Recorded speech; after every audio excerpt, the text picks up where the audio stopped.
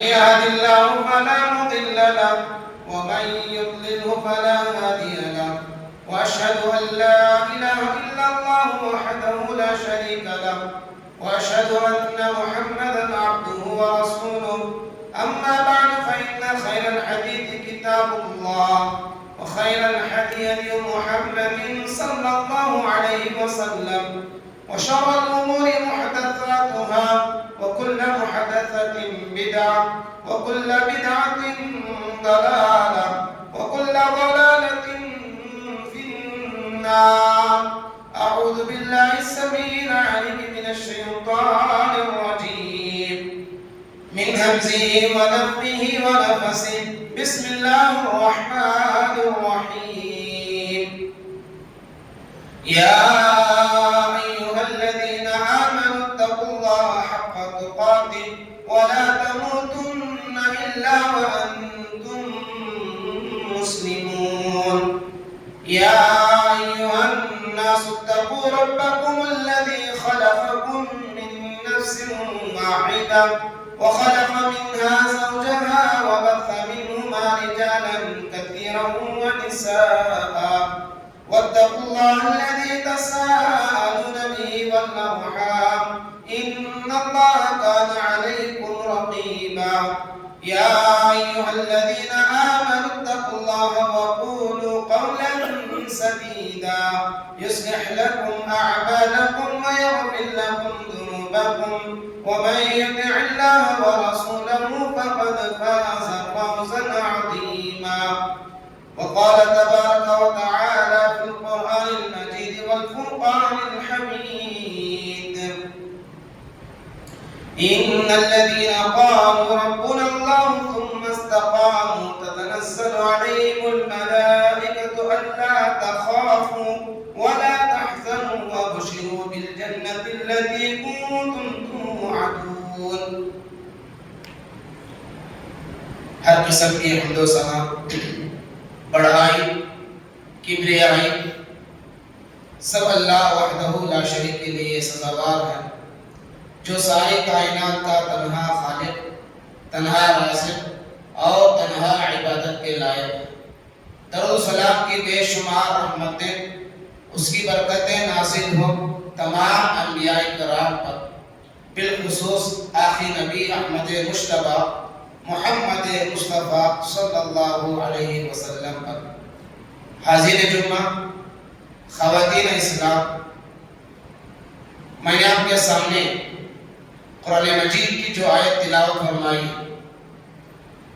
اس آیت کے اندر اللہ رب العالمین نے بیان فرمایا ہے، جو لوگ یہ کہتے ہیں کہ ہم نے اللہ پر ایمان لائے اور وہ اس پر جم گئے، تو اللہ تبارک و تعالی ایسے لوگوں کے بارے میں اس آیت کے اندر کئی خوشخبریاں سنائی ہیں۔ پہلی خوشخبری یہ سنائی: تتنزل علیہم الملائکہ، ان کے پاس موت کے وقت اللہ تعالیٰ کے فرشتے آتے ہیں اور آ کر کہتے ہیں کہ تمہیں اب ڈرنے کی ضرورت نہیں ہے، غم کھانے کی ضرورت نہیں ہے، اور تمہارے لیے آج جنت کی خوشخبری ہے جس کا وعدہ اللہ نے تم سے کیا۔ تو کئی ایک خوشخبری اس آیت کے اندر اللہ رب العالمین نے ان لوگوں کو سنایا ہے جنہوں نے اللہ کو اپنا رب سمجھا اور اللہ تعالیٰ کی اطاعت اور بندگی کی۔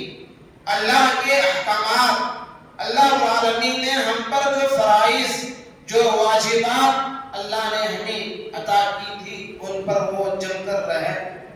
تو ایسے لوگوں کے پاس اللہ تعالیٰ کے فرشتے آتے ہیں، اور آپ دیکھیں موت کے وقت اگر انسان نیک ہے تو اس کے پاس اسی وقت سے فرشتے اچھی شکل میں آتے ہیں، وہ دیکھ کر ان سے خوش ہوتا ہے۔ اور اسی طرح اگر وہ مرنے والا برا ہے، دین سے دور ہے، اللہ کا نافرمان ہے، اسی وقت سے اس کے پاس جو فرشتے آتے ہیں وہ بالکل جو ہے ڈراؤنی شکل میں، ایسے شکل میں آتے ہیں کہ مرنے والا ان کو دیکھ کر ڈر جاتا۔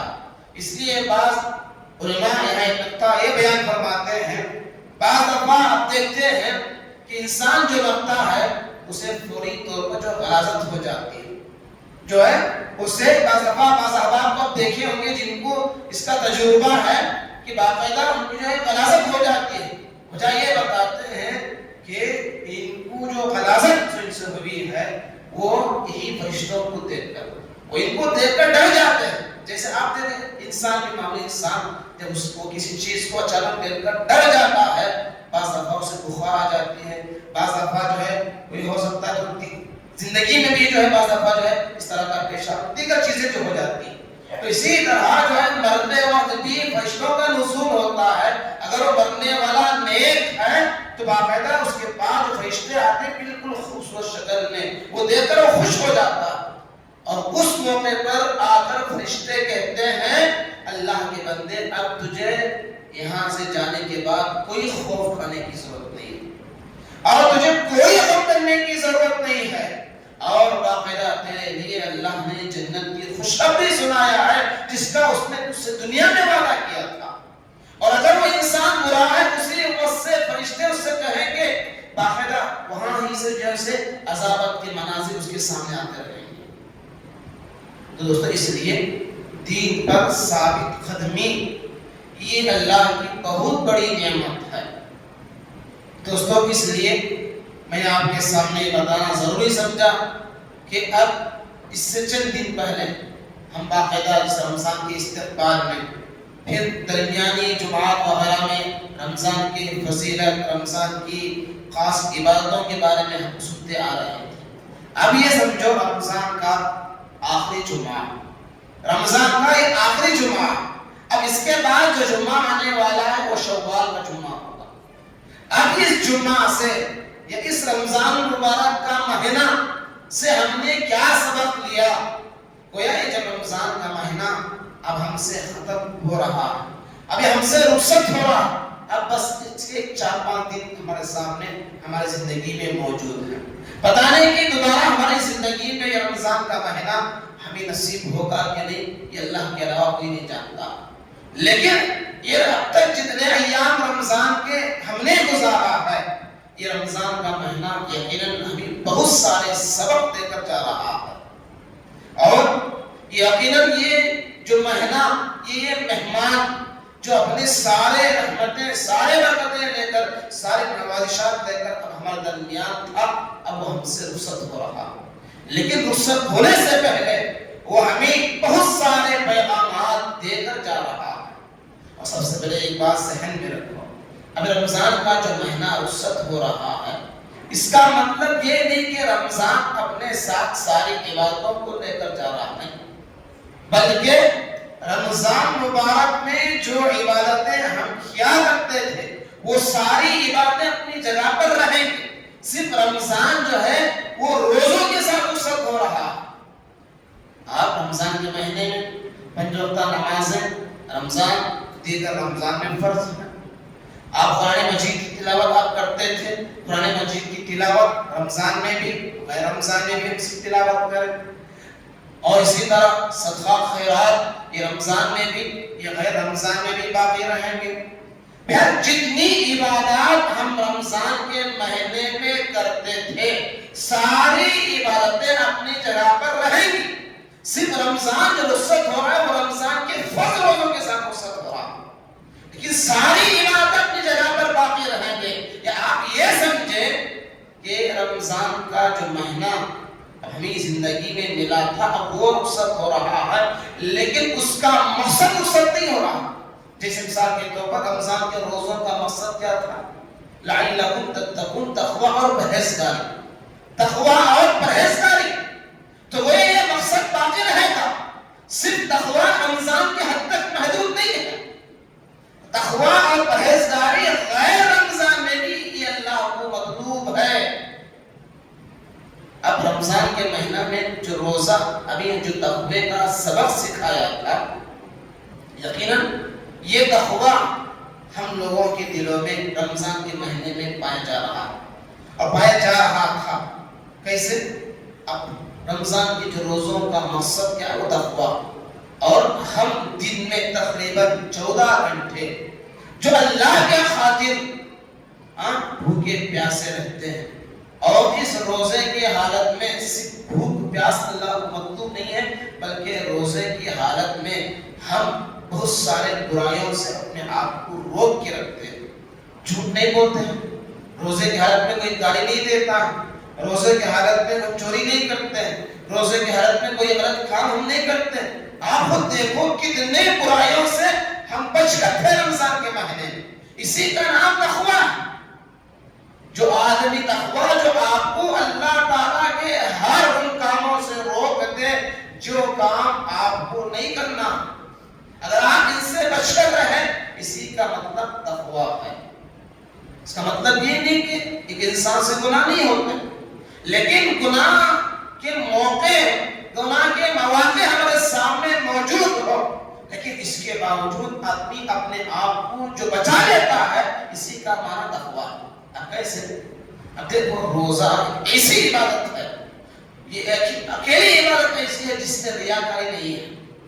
آپ نماز پڑھیں، ہو سکتا ہے آپ کے اندر دکھاوا، ہو سکتا ہے کسی کو دیکھ کر آپ کے اندر اور خشوع پیدا ہو جائے، ہو سکتا ہے آپ کسی کو دیکھ کر نماز کو آ جائے، زکات و خیرات میں ریاکاری ہے، ہو سکتا ہے بعض دفعہ لوگوں کو دکھا کر خرچ کرنا پڑتا ہے، بعض دفعہ ایسے لوگ بھی ہوتے ہیں جو لوگوں میں شہرت کے لیے خرچ کرتے ہیں۔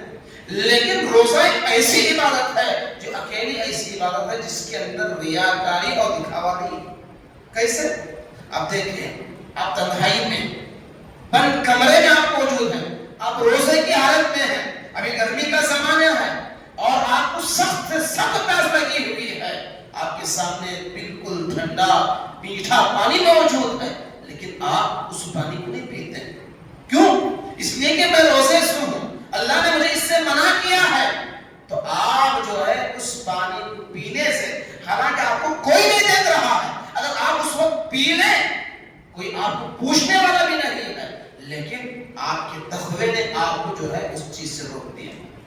تو مطلب یہ ہے کہ ہم رمضان کے مہینے میں ایک حلال چیز سے بھی بچ سکتے ہیں، تو غیر رمضان میں بھی ہمارے اندر تقویٰ ہو کہ ہم اللہ تعالیٰ کے حرام کردہ چیزوں سے ہم اپنے آپ کو بچائیں۔ جیسے ہم رمضان کے مہینے میں جھوٹ بولنے کو برا سمجھتے ہیں، تو غیر رمضان میں بھی آپ جھوٹ بول نہیں سکتے۔ جس طرح رمضان کے مہینے میں جھوٹ حرام ہے، غیر رمضان میں بھی جھوٹ حرام ہے۔ جس طرح رمضان کے مہینے میں آپ چوری نہیں کر سکتے، غیر رمضان میں آپ چوری نہیں کر سکتے۔ جتنے بھی جو گناہ ہیں، آپ رمضان کے مہینے میں ہر گناہ سے آپ محفوظ ہیں۔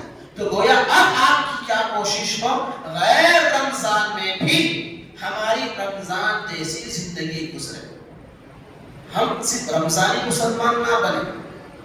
اللہ تعالیٰ صرف رمضان کا رب نہیں ہے، تو گویا ہماری عبادتیں زندگی بھر جب تک سانس باقی ہو، اس لیے اللہ نے خود ہمارے نبی محمد صلی اللہ علیہ وسلم کو فرمایا وَاعْبُدْ رَبَّكَ حَتَّى يَأْتِيَكَ الْيَقِينُ، اے نبی آپ اس وقت تک اللہ کی عبادت کرتے رہیے جب تک کہ آپ موت نہ آ جائے۔ تو دوستو، تقویٰ یہ سب سے پہلا سبق ہے رمضان کا کہ ہمارے اندر تقویٰ، ہمارے اندر پرہیزگاری ہو۔ اور تقوی کا مطلب یہ بھی سمجھے کہ گناہوں کے ہزار موقع ہمارے سامنے موجود ہو، لیکن اس وقت اپنے آپ کو جو ہے ان برائیوں سے آپ بچا کے رکھیں۔ جیسے تقوی کی معنی یا تقوی کی مثال یا تقوی کو سمجھنے کے لیے آپ حضرت عمر بن خطاب نے ایک مرتبہ تقریباً حضرت ابی بن کعب سے پوچھا، بھائی آپ بتائیے کہ تقوی کسے کہتے ہیں؟ تو انہوں نے مثال دے کر کہ عمر بن خطاب کو سمجھایا، دیکھو تمہارے دونوں جانب کانٹے دار درخت ہے اور راستہ بالکل باریک ہے، اور آپ اس وقت اس راستے سے کیسے گزریں گے؟ باقاعدہ ہم سمجھایا اس وقت وہ کہتے ہیں تم اپنے کپڑوں کو بچاتے ہوئے کہیں میرا کپڑا کانٹوں کو نہ لگ جائے، کہیں کانٹے میرے کپڑے کو نہ لگ جائے، اس طرح بچ کر جانے کا معنی تقویٰ۔ اور یقیناً آج جس دور سے ہم آپ گزر رہے ہیں، ہر قدم پر جو ہے باقاعدہ گناہ کے موقع ہیں، ہر طرح کے فتنے۔ دوستو ایسے موقع پر ہم اپنے جتنے دو دھاریدار کانٹوں کے درمیان جس طرح اپنے آپ کو اپنے قبروں کو جیسے بچا کر جاتے ہیں، اسی طرح اپنی اس دنیا میں ان تمام گناہوں سے اپنے آپ کو بچا کر جانا، اسی کا معنی تقویٰ۔ اور اسی طرح دوستو رمضان کے مہینے میں ہمیں جو اہم سبق ملا وہ یہ ہے وقت کی پابندی۔ دیکھو آپ اسلام کے جو ہر عبادت وقت پر، وقت سے آگے پیچھے نہیں کر سکتے۔ جیسے مثال کے طور پر اب روزہ ہے، روزہ افطاری اور سحری کا دیکھیں، سحری کا جو وقت بھی اللہ نے جو متعین کر دیا ہے، اب سمجھو 5 بجے ہماری سحری ختم ہونا، تو ہم نہیں ابھی 5 منٹ تاخیر سے ہم کریں گے، نہیں کر سکتے۔ 5 منٹ 1 منٹ بھی جو آپ تاخیر کریں گے تو آپ کا روزہ نہیں ہوگا۔ جو وقت متعین کر دیا ہے، جیسے اذان ہو ہم اپنی سحری بند کر دیں، لیکن نہیں میں ابھی جو کر سکتا ہوں، ابھی 5-10 منٹ نہیں، وقت بتا دیا گیا، آپ اس سے پہلے آپ سحری کو ختم کر لیں گے، آپ اس کے بعد آپ سحری نہیں کر سکتے۔ اب اسی طرح دیکھو وقت کی پابندی افطار میں آپ دیکھو، افطار کے اندر بھی روزہ اس وقت میں آپ کو کھولنا ہے، آپ 1 منٹ پہلے آپ کھول نہیں سکتے۔ آپ جان بوجھ کر 1 منٹ پہلے آپ روزہ کھول دیں گے تو آپ کا روزہ ختم۔ تو گویا رمضان کی عبادتیں ہمیں وقت کی پابند بناتی ہیں کہ ہر مسلمان کو جو ہے اپنے اوقات ہر کام وقت پر کرے۔ اب دیکھیں اب نماز کے بارے میں، اور وقت پر کرنے ہی پر جو ہے ہمیں اس کو مکمل اجر و ثواب ملے گا۔ اور افطاری میں اب تاخیر بھی نہیں کر سکتے، اگر آپ تاخیر کریں گے یہود و نصارہ کی مشابہت ہوگی یا اللہ کے رسول صلی اللہ علیہ وسلم کے احکامات کی خلاف ورزی ہوگی۔ اب تاخیر بھی نہیں کر سکتے، میں ابھی 5 منٹ تاخیر سے کروں گا نہیں۔ اور آپ دیکھیں نماز وقت کے سلسلے میں، اب نماز کو اب لے لیجیے، ایک آدمی تکبیر تحریمہ کے ساتھ نماز پڑھتا ہے، تکبیر امام جو پہلی تکبیر اللہ اکبر بولتا اس کے ساتھ ایک آدمی نماز پڑھتا ہے۔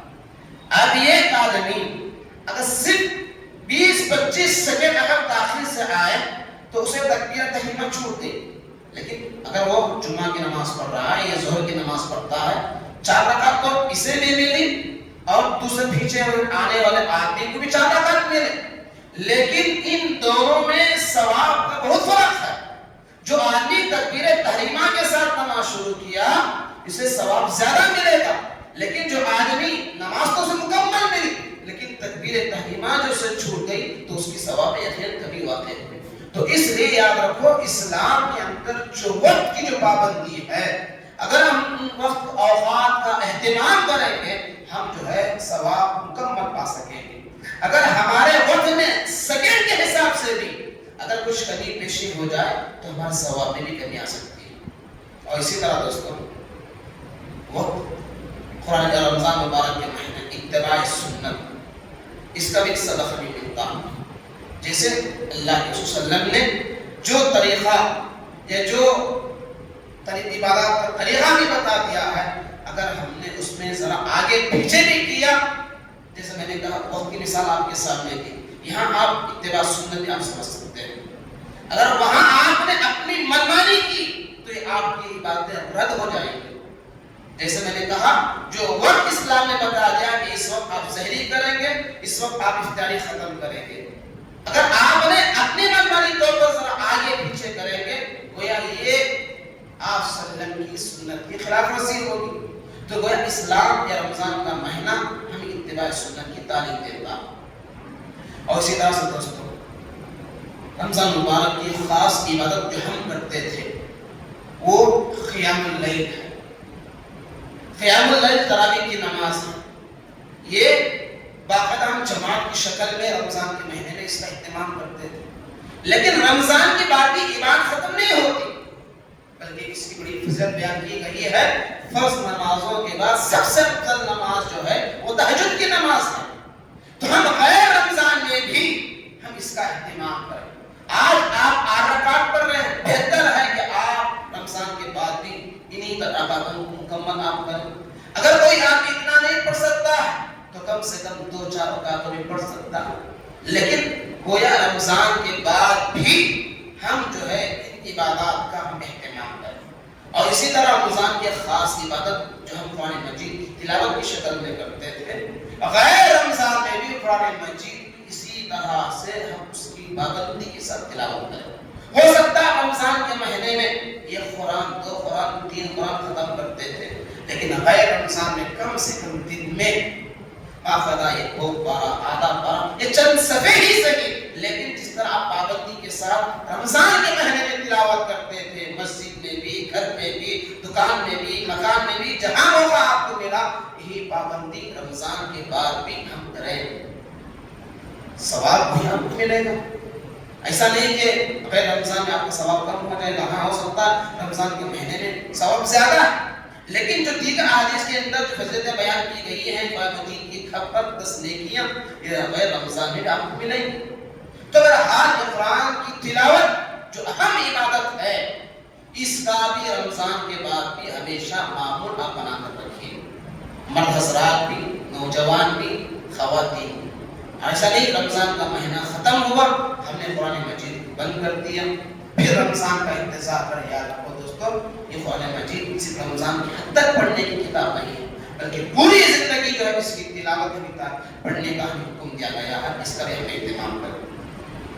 اور اسی طرح سے دوستو، رمضان کے مہینے میں جیسے میں نے کہا جو دیگر عبادتیں بھی ہم کرتے تھے، نفل عبادتیں، اس کا بھی ہم خاص اہتمام کریں۔ ایسا نہ ہو کہ رمضان کی بات ایسے چھوڑ دیں۔ اور اسی طرح رمضان مبارک کے مہینے میں الحمدللہ اللہ کا شکر ہے کہ ہماری مسجدیں ہر ہمیشہ بھری رہتی تھی، ہر ہمیشہ مسجدوں سے ہمارا لگاؤ، مسجدوں سے ہمارا تعلق، الحمدللہ ایسے لوگوں کو بھی ہم نے دیکھا، خصوصاً نوجوانوں کو بھی، شاید کہ وہ گھر بہت کم جاتے تھے لیکن اپنا پورا وقت جو ہے مسجد میں گزارتے تھے۔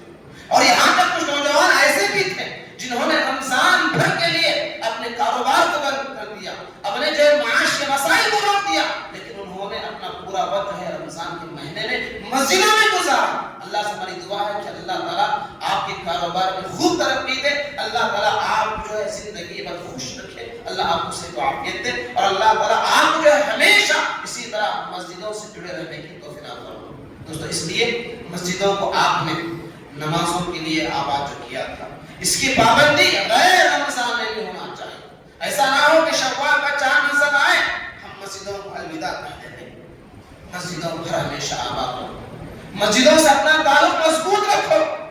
اتنا بڑا فائدہ ہے کل قیامت کے دن جہاں نفسا نفسی کا عالم ہوگا، ہر انسان پریشان حال ہوگا، اس موقع پر یہ مسجدیں آپ کو اللہ کا عرش کا سایہ دلائیں گی۔ اس لیے خصوصاً نوجوانوں، ہر آدمی، بڑے چھوٹے بچے، خواتین جو ہے مسجد سے جڑی رہتی تھی، غیر رمضان میں بھی رمضان کے بعد بھی اسی طرح ہمارا مسجدوں سے بڑا گہرا تعلق ہونا چاہیے۔ اس کو باقی رکھے، اللہ سے آپ باقی دعا کیجیے۔ لیکن ہم کیا دیکھتے ہیں، جیسے چوال کا چاند نظر آتا ہے، ادھر عید کی نماز ختم ہوئی، ظہر ہی سے جو ہے مسجدیں ویران ہو جاتی ہیں، پھر اس انسان کو باقاعدہ نماز پڑھنے کی توفیق نہیں ملتی۔ حالانکہ ایسے لوگ جو غیر رمضان میں بے نمازی ماشاءاللہ رمضان کے مہینے میں جماعت کے ساتھ نماز کا اہتمام کرتے تھے، کوئی نماز کی چھٹی نہیں تھی، لیکن رمضان کیا ختم ہوا وہ بالکل نماز سے غافل، پھر اسی طرح معمول جمعہ سے جمعہ اس کی پابندی کرتے ہیں۔ کوشش کیجئے جس طرح آپ رمضان کے مہینے میں ہر نماز جو آپ پابندی کے ساتھ پڑھتے تھے، غیر رمضان میں بھی اسی طرح آپ مکمل فرائض کی اور خصوصاً فرض نمازوں کا آپ اہتمام کریں۔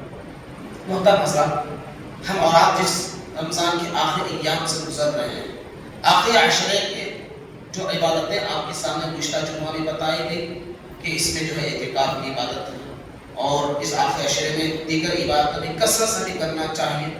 لذت و قدر کی تلاش میں باقاعدہ ہم سب اور ساتھ جاگ رہے ہیں، نبی صلی اللہ علیہ وسلم کی سنتوں پر عمل کر رہے ہیں، لیکن اس کے باوجود جیسے ہم محنت کرنا ہے، مجموعی طور پر آخری عشرے کی اہمیت بھی ہمارے دلوں کے اندر نہیں۔ اللہ ماشاءاللہ بعض لوگ ہیں رات جاگتے بھی ہیں اور عبادت کی طور پر جاگتے ہیں، لیکن کچھ لوگ رات جاگتے رہے ہیں لیکن عبادت نہیں کر رہے، اس کا کوئی معنی نہیں، کوئی فائدہ نہیں۔ میں سمجھتا ہوں کہ آپ بلکہ آپ کے خود وبالے جانے۔ کیوں؟ کتنے نوجوان، کتنے بچے ایسے ہیں جو صرف رات کو کھیل تماشا بنا کر جاگ رہے ہیں اور ان کی وجہ وجہ سے دوسروں کو تکلیف بھی پہنچ رہی ہے، آپ بتائیں ان کی تکلیف وہ آپ نے ان کو تکلیف پہنچائی ہے تو کیا آپ کو اللہ سزا نہیں دے گا کہ آپ کی جو ہے گناہوں میں شمار نہیں ہوگا؟ تو اس لیے دوستوں یہ رات معمولی مت سمجھے، یہ رات عبادتوں کی رات ہے، یہ صرف جاگنے کی رات، کھانے پینے کی رات نہیں۔ ہم نے اسے صرف کھانا پینا، ہم صرف جو ہے جاگنا سمجھ لیا، لیکن عبادت میں جاگنے کو ہم نے نہیں جانا۔ تو اس کا خاص خیال رکھیں کہ ہماری وجہ سے کسی کو تکلیف نہ ہو۔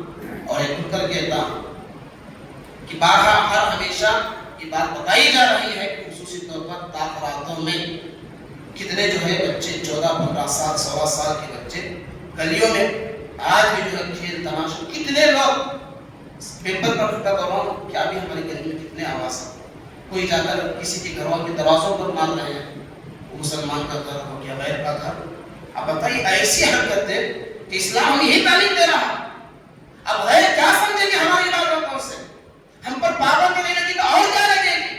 ارے غیر بھی جو ہے وہ بھی ان کی راتیں ہوتی ہیں، وہ بھی جاگتے ہیں، وہ اپنے طور پر عبادتیں کرتے ہیں، ہنگامے کرتے ہیں، لیکن اسلام ایسا مذہب ہے، اسلامی تعلیمات میں کسی کو تکلیف نہ پہنچے، ایسی بات ہمیں کرنا ہے، لیکن ہم رات جا کر دوسروں کو تکلیف پہنچانا اور وہاں پر فتنے فساد برپا کرنا۔ بارہا کہہ چکا ہوں، کیا ماں باپ کو کچھ اثر نہیں ہوتا آپ کا بچہ کہاں ہے، کہاں جا رہا ہے، کہ وہ مسجد میں ہے کہ نہیں ہے، کہاں ہے، آپ کو فکر کرنا۔ آپ بچے کو بھیجنا، آپ گھر میں گراٹ لے کر سو رہے ہیں اور بچہ آپ کا یہاں کیا کر رہا کسی کو خبر نہیں۔ یاد رکھو یہ رات صرف لوگوں کو تکلیف دینے کی کھیل تماشے کی رات یہ نہیں ہے، خصوصاً کل جو رات آنے والی ہے عام طور پر اکثر لوگ اسی کو اہم رات سمجھتے ہیں، اسی کو شب قدر سمجھتے ہیں اور وہ پورے رات سوتے جاگتے ہیں، لیکن اس رات میں اور زیادہ جو ہے شکایتیں موصول ہوتی ہیں ہر جگہ پر یہی رات جو ہے لوگوں نے اسے شور و غل بنا رکھا ہے۔ اللہ محفوظ فرمائے اور آئندہ آنے والے رات اس پر اور ماں باپ کو چاہیے پہلے آپ اپنے بچوں پر توجہ دیجیے، اپنے بچوں کو نصیحت کر کے بھیجیے۔ اور بہت سے بچے بھی ہیں جب ان سے کہا جاتا ہے وہ بڑوں کا نہ خوف ہے نہ علماء کی عزت ہے، کسی کا بھی احترام نہیں۔ اب کیا سکھائیں اپنے بچوں کو؟ چھوٹا سا 12 سال کا بچہ، اسے ہم کچھ نہیں کہہ سکتے، اچھی بات نہیں ہے۔ بچوں کی چاہیے آپ ادب سیکھیں، تہذیب سیکھیں، بڑوں کی عزت کریں، شاعر اسلام کا ادب کریں، اس کی تعظیم کریں، مساجد کی دیگر چیزوں کی۔ اور اسی طرح دوستو یہ آخری عشرے کی اہم عبادت وہ صدقہ فطر کی شکل میں، صدقہ فطر کی شکل میں، زکوٰۃ الفطر جسے کہا جاتا ہے۔ پیارے نبی صلی اللہ علیہ وسلم نے فرمایا فرض رسول اللہ صلی اللہ علیہ وسلم زکوٰۃ الفطر صاع من تمر او صاع من شعیر علی العبد والحر والذکر والانثى والصغیر والکبیر من المسلمین۔ پیارے نبی صلی اللہ علیہ وسلم نے فرمایا صدقہ فطر یہ ہر مسلمان پر فرض ہے۔ کھجور کا 1 سا، پنیر کا 1 سا، اناج میں 1 سا کے 2.5 کلو سے زیادہ یا 2.5 کلو، کس پر؟ یہ ہر آپ آزاد بندے پر اور غلام پر، آزاد پر، مرد پر، عورتوں پر، چھوٹوں پر، بڑوں پر، ہر مسلمان پر یہ صدقہ فطر واجب ہے، فرض ہے۔ پیارے نبی صلی اللہ علیہ وسلم نے فرمایا فرض رسول اللہ صلی اللہ علیہ وسلم، اللہ کے نبی صلی اللہ علیہ وسلم نے فرض قرار دیا۔ یہاں تک ہم کہتے ہیں اگر کوئی بچہ سوری شوال کی پہلی تاریخ کو سورج کے نکلنے سے پہلے اگر پیدا ہوتا ہے تو اس کی جانب سے بھی صدقہ فطر آپ کو ادا کرنا پڑے گا۔ اب صدقہ فطر جو ہے اس کی حکمت کیا ہے، کیوں اسے ادا کرنا ہے، کئی ایک حکمتیں بتائی۔ پیارے نبی صلی اللہ علیہ وسلم نے فرمایا ایک فرمایا للصائم من اللغو والرفث، ایک روزے دار روزے کی حالت میں اس سے جو چھوٹے موٹے جو غلطیاں ہوئی ہیں، جو بیکار کے کام جو اس سے ہوئے ہیں، اس کے ازالے کے طور پر اگر آپ صدقہ فطر ادا کر دیں گے روزے کی حالت میں، آپ سے جو چھوٹے موٹے جو غلطیاں ہوئی ہیں اللہ تبارک و تعالیٰ اس کے ذریعے سے ستور کر دے گا۔ یہ پہلا۔ اور دوسرا فرمایا وطعمۃ للمساکین، یہ تو اس کی حکمت یہ ہے کہ مسکینوں کے کھلانے کے لیے۔ تو گویا ہمیں پیارے نبی صلی اللہ علیہ وسلم نے حکم دیا ہے کہ باقاعدہ شوال کا چاند جیسے نظر آئے عیدگاہ جانے سے پہلے ہر مسلمان جو ہے اپنے جانب سے، اپنے گھر والوں کی جانب سے، چاہے بچہ ہو بڑا ہو، اگر آپ کے گھر میں کوئی نوکر چاکر ہو تو اس کے جانب سے بھی جو ہے 2.5 کلو کا اناج آپ کو باقاعدہ صدقہ فطر کی تحفہ آپ کو دینا ہوگا. اور ہر سال ایک مسئلہ ہمارے سامنے بھی آتا ہے کہ اس میں کیا ہی دینا ہے. اور ایک بات یہ کہ افضل وقت کیا ہے؟ جیسے شوال کا چاند نظر آئے عید گاہ جانے سے پہلے آپ کو دیں. اور دیگر احادیث سے بات چاہتی ہے آپ 2-3 دن پہلے بھی، جہاں ہم لوگ یہاں سے اگر کچھ فاصلے پر ہیں، دوری پر ہیں، 1-2 دن پہلے بھی جو ہے احتیاطاً آپ ان کو دے سکتے ہیں. اب جو ہے اس میں عام طور پر ہر سال جو ہے ایک سوال جو آتا ہے کہ اس میں آپ کو اناج دینا ہے یا اس میں جو ہے نقدی طور پر پیسہ دینا. لیکن آپ دیکھیں اکثر علماء کہتے ہیں جہاں اللہ نبی صلی اللہ علیہ وسلم نے اناج کے سلسلے میں ہمیں بات کہی ہے وہی جو ہم دیں گے. ہم وہاں پر اپنی عقل کو نہیں دوڑائیں. اب دیکھیں کیا ہم لوگوں کی عقل ہے کہ دین کے سلسلے میں کتنی بخیلی کرتے ہیں. وہی دنیا کا معاملہ آتا ہے کوئی بخیلی نہیں. کوئی آپ شادی بیاہ دیکھو وہاں کوئی آپ کو روکتا ہے، کوئی پوچھتا ہے، کتنے اس میں فضولیات ہوتے ہیں، کتنا اس میں جو آپ فضول خرچی ہوتی ہے. وہاں کوئی یہ مسئلہ مسائل کوئی ہماری ذہن میں بھی دور کر دیا ہے. لیکن یہ جب صدقہ فطر کی بات آتی ہے 2.5 کلو دینے میں کتنا پریشان ہوتے ہیں. اور آپ پوچھتے ہیں کہ بھئی اگر آپ کسی کو اناج دیتے تو سامنے والے کو اس کی ضرورت نہیں. اگر وہ آپ اتنا آپ مستحق نہیں، آپ اسے مت دیجیے. جو اس سے زیادہ مستحق آپ اسے دیجیے پہلی بات. اب چلو اگر اس کو ضرورت بھی ہے تو آپ اناج ہی اس کو دیں گے. اور بعض لوگ کہتے ہیں کہ پیسہ اناج سے اس کی ضرورت پوری نہیں ہوتی ہے لیکن پیسوں سے اس کی ضرورت پوری ہوگی. لیکن آج میں دونوں میں سمجھتا ہوں کہ 100-150 روپے میں آدمی کی کتنی ضرورت مکمل ہو جاتی ہے.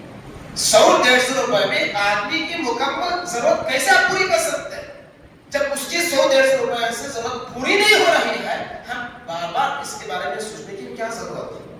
آپ صدقہ فطر دے دیجیے.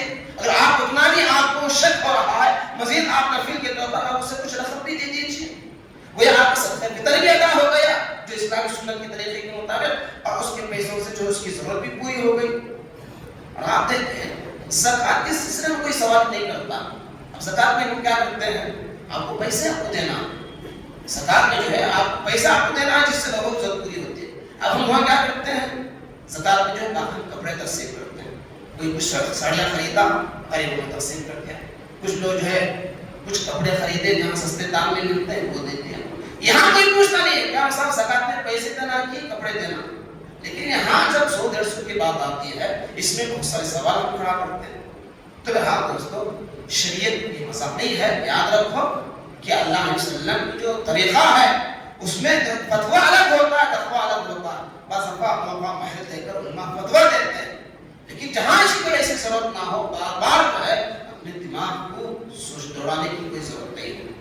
تو بہرحال اس کا ہم خاص خیال رکھیں. اور اس صدقہ فطر جو ہے عیدگاہ جانے سے پہلے دینا ہے. اگر آپ اس کے بعد دیں گے یہ عام صدقہ ہو جائے گا، آپ کا صدقہ فطر جو ہے ادا نہیں ہوگا. سننے میں آیا بہت سے لوگ جو ہے صدقہ فطر بھی دے دیتے ہیں. یہ کاہلی آپ ختم کیجیے. اللہ کے لیے ہر آدمی باقاعدہ صدقہ فطر ادا کرنے کی نکالنے کی کوشش کرے. اللہ سے دعا ہے کہ اللہ تبارک و تعالیٰ ہم نے اب تک رمضان کا مہینہ گزارا ہے، اللہ جتنی عبادتیں ہم سے ہوئی ہیں اللہ ساری عبادتوں کو قابل قبول فرما. اللہ اب رمضان مبارک کا مہینہ ہم سے جو رخصت ہونے والا ہے اللہ رمضان کے بعد بھی رمضان جیسی زندگی اللہ ہم سب کو گزارنے کی توفیق عطا فرما. رمضان کے مہینے میں جو جو عبادتیں ہم کرتے تھے غیر رمضان میں بھی ان عبادتوں پر ثابت قدم رہنے کی اللہ ہم سب کو توفیق عطا فرما. اللہ ہم روزوں کو عبادتوں قابل قبول فرما. اللہ ہمیں جو بھی بیمار ہیں ان سے عاجلہ عافیت نصیب فرما. اللہ جو بھی پریشان حال ہیں اللہ ان کی پریشانیوں کو دور فرما. اللہ وہ لوگ جو اب تک بھی رمضان سے دور رہے اللہ بھی بقیہ ایام کے سامنے موجود ہیں. اللہ انہیں ہدایت دے، توفیق دے کہ وہ اس رمضان کے بقیہ ایام کی قدر کر سکے. اپنے اللہ کے سامنے اپنے گناہوں کی بخشش کرا کر بقیہ زندگی و اللہ کی عبادت زندگی میں گزارنے کی اللہ کو توفیق فرما. آمین. ربنا تقبل منا انك انت السميع العليم وتب علينا انك انت التواب الرحيم. وصلى الله على محمد.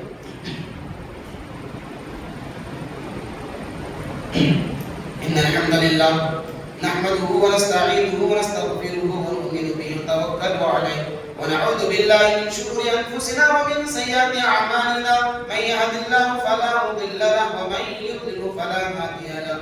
وأشهد أن لا إله إلا الله وحده لا شريك له وأشهد أن محمدا عبده ورسوله. أما بعد فإن خير الحديث كتاب الله وخير الهدي هدي محمد صلى الله عليه وسلم وشر الأمور محدثاتها وكل محدثة بدعة وكل بدعة ضلالة وكل ضلالة في النار.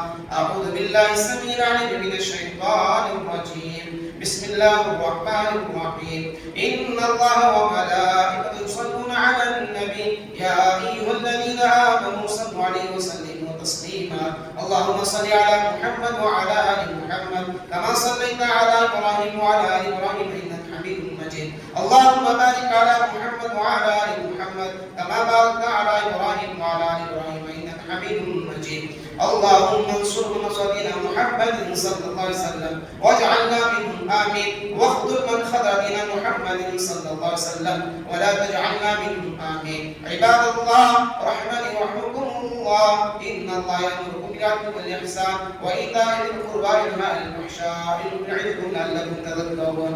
اذكروا الله يذكركم وادعوه يستجب لكم ولذكر الله تعالى أعلم.